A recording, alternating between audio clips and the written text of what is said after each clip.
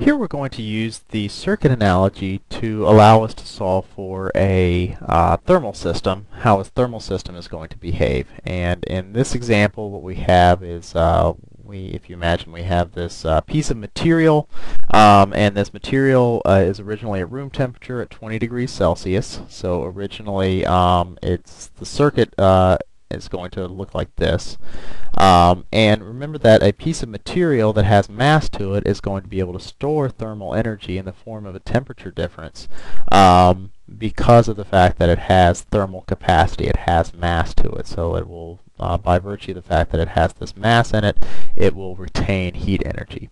So for a long period of time it's been in room temperature. Okay, so initially it would be a closed circuit here, and the capacitor, the storage of the system, the energy would be stored as a temperature difference, and temperature difference is analogous to a voltage in our circuit model.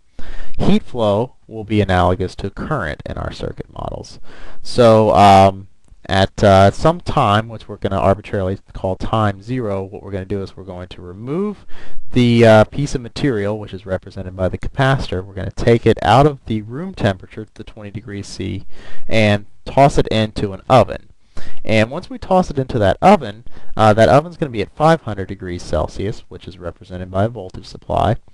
And it's going to take some amount of time for the air temperature, the heat in that air, to be transferred into our element, our piece of material that was at a lower temperature. And that resistance to heat going into the material is represented by a resistor, surprisingly. So this is this resistive element can be found based on the thermal conductivity or the heat transfer convection coefficients. So that thermal resistance is based on your thermal conductivity and your coefficient of heat transfer, convective heat transfer. So at that instant, the switch is going to close. We're going to complete this circuit, and there will be some resistive element or some resistance to heat flowing into the capacitor to charge it up or to change the temperature of that piece of material. Okay, so we can look at this thermal system as a circuit analog, and we can analyze it just the same way. The only thing now is just that temperature is analogous to voltage, and current flow in an electrical system is going to be the same thing as heat flow or heat flux, Q, in a thermal system. Okay, so of course we know that since we have a capacitive element in here, we're going to wind up with a first order differential equation since we only have one energy storage element. And we know if we wind up with a differential equation, we're going to have to use some type of initial condition. So the initial condition is going to take place when we change from taking this piece of material in the ambient temperature, the room temperature environment, and then tossing it into the oven. From an electrical standpoint, if we look at the circuit, initially there's going to be 20 degrees worth of voltage, if you will, or a potential of 20 across this capacitive element. And then immediately afterwards, after we open the switch, the capacitive element cannot change the potential across it immediately. So since the capacitance is going to store that energy, and the temperature or the voltage or the potential across the capacitive element cannot change immediately, right after we toss it into the oven, or at time equals 0, the temperature is going to have to be the same as it was before we tossed it into the oven, which was initially 20 degrees Celsius. So our initial condition is going to be defined by what it was at the start, before we toss it into the oven, or before these switch positions change. Okay, now that we've done that, basically the circuit that we're interested in after this opens and this closes looks like our capacitor in series with a resistor and connected to a energy supply, potential energy supply, which is our 500 degrees C source. Okay, we're interested in the potential that's developed across this capacitor. So what we're going to do, since we're interested in our voltage or our temperature difference, we're going to perform a node balance, and we're going to look at the current that goes through each potential path. And we're going to perform this current balance, and the two paths for current, as one is going to go through the capacitive element, and we have a path for current through our resistive element, our thermal resistive element, and that all has to sum to 0. Remember that current or heat flow are the same thing in this analogy. Okay, so now I'm going to substitute in my current to voltage relationships, or my current to potential relationships for my capacitive element and my resistive element. And we know that the capacitor, it's going to be C times the rate of change of the potential across the capacitive element. Since I'm doing the node voltage method, I'm going to have to call one side of this circuit, or one side of this model, as being our 0 voltage reference point. So, and I'm going to call this temperature T. So the potential that exists across this capacitive element is going to be T minus 0. Right. Across the resistive element, we're going to have a temperature differential that's going to be the temperature of interest, and then at this node we have the temperature of the oven, which we know to be 500 degrees C. Right now I'm just going to go ahead and write that as a potential variable. Alright, so using Ohm's law, we have the temperature that we're interested in minus T oven divided by the resistance of the resistive element. Okay. So rearranging this equation, what I wind up with is RC times dt, the rate of change of temperature with respect to time, plus the temperature of the object, is equal to the temperature of the oven. In this case, to be precise, what we need to do is we really want to represent the temperature of the oven as being a step input function, because this equation is really only valid after what we're going to arbitrarily call time 0, when we change the positions of these switches, or when we take our piece of material and toss it into the oven. Okay, so this is a first order differential equation. It's non-homogeneous because, it's non-homogeneous because we have something happening on the right-hand side of the equation. And this forcing function is a step input function. Okay, so we need to solve this first order differential equation for the forced response when we have a step input function.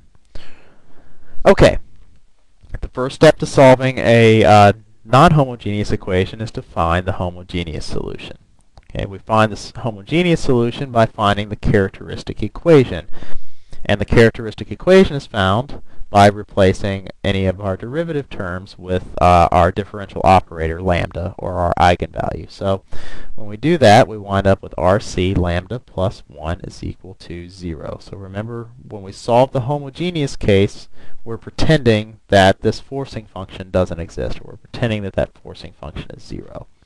So that tells us that the eigenvalue is going to be, or the lambda is going to be 1 over RC. Okay, so the homogeneous solution for the temperature as a function of time across our piece of material that's being tossed into the oven is going to be some unknown constant times e to the lambda times time, which is the same thing as a times e to the negative t over RC, based on what we found from our characteristic equation. Okay, now here's where the process differs a little bit from solving for the homogeneous case. In the homogeneous solution case, we would go ahead and apply our initial conditions right now to determine this unknown constant, but we can't do that yet. We also have to find the particular solution.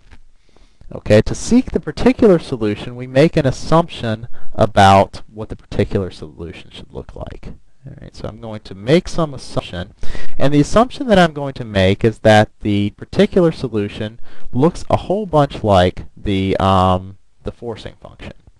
In this case, after time is equal to 0, the forcing function becomes just a constant.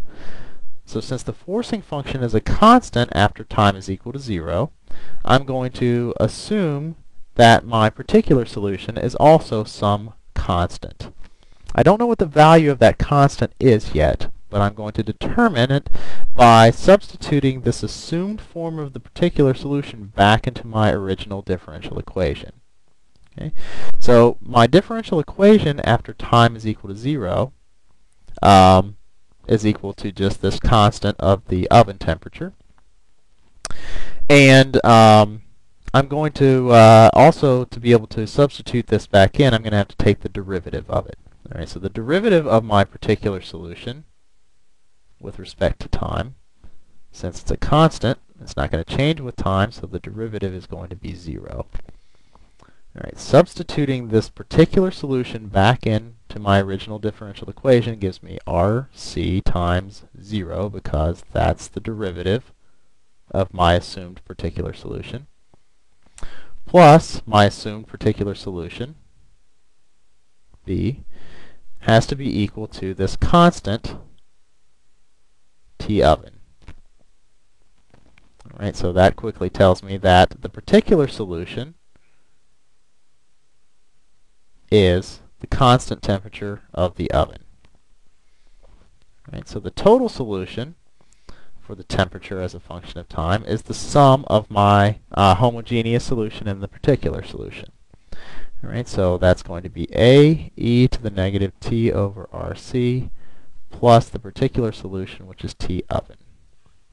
Okay, so now I have to go to task to figure out what the value of this constant is here. Okay, so this unknown constant, now that I have the particular solution, can be found by applying my initial condition.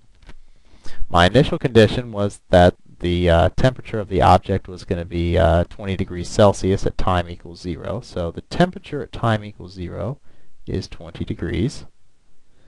All right, and I'm also going to evaluate my solution that I came up with at time equals 0. When I substitute time is equal to 0 in here, this term is going to go to 1, so I'm left with A plus T oven. Okay. So I find that the value of my unknown constant, A, is equal to 20 minus the temperature of the oven. All right. So that tells me that the exact solution for this particular differential equation in this particular model as a function of time, the temperature is going to be 20 degrees Celsius minus the temperature of the oven times E to the negative T over RC plus T oven. Of course, I can substitute in my value of my oven temperature, which is 500, and I would wind up with the equation that negative 480